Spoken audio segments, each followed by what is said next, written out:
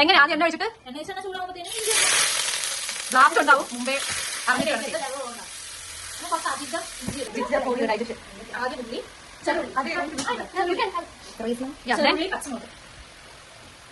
എല്ലാം ഒന്നിച്ചിട്ടാണ് നമ്മൾ വറക്കാൻ പോകുന്നത്.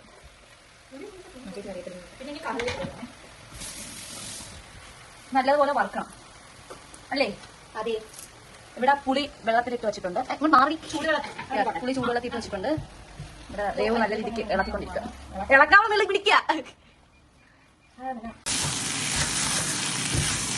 ഇത് ബ്രൗൺ കളർ ആവുന്ന വരെ ഇളക്കിക്കൊണ്ടിരിക്കണം. അത് കഴിഞ്ഞിട്ട് നമുക്ക് കുറച്ച് മസാലകൾ ഇടാനുണ്ട്, കാണാം.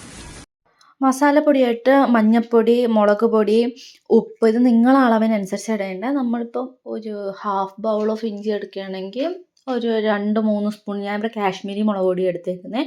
മഞ്ഞൾപ്പൊടി ആണെങ്കിൽ 1 സ്പൂൺ വല്ലതും. പിന്നെ ഉപ്പ് നമ്മൾ എത്ര നമ്മൾ ടേസ്റ്റ് ചെയ്ത് നോക്കിയാണ്. പിന്നെ അതിലേക്ക് പുളിവെള്ളം ഒഴിക്കുക. കുറച്ച് വെള്ളവും കൂടെ ഒഴിച്ച് കുറുക്കി എടുത്തതിന് ശേഷം ഇതിപ്പോൾ ഒഴിക്കുന്ന ശർക്കര പാനിയാണ്. അത് ഉരുക്കി വെച്ച ശർക്കര പാനിയും കൂടെ ഇതിൽ ചേർത്ത് നല്ലതുപോലെ മിക്സാക്കി വറ്റിച്ചെടുക്കുമ്പോഴത്തേക്കും നമ്മൾ ഇഞ്ചമ്പുളി റെഡിയായി. എല്ലാവരും ട്രൈ ചെയ്ത് നോക്കും.